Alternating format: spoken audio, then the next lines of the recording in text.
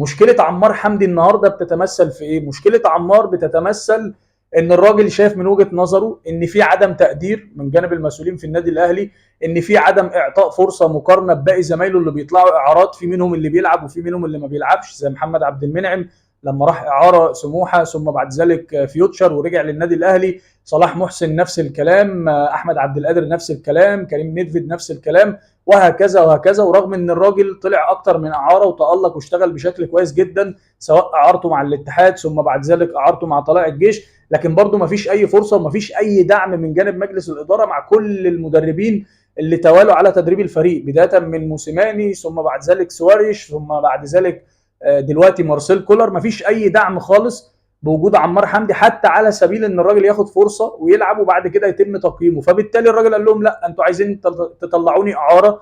انا هطلع اعاره ما عنديش اي مشكله، لكن مش هجدد عقدي مع النادي الاهلي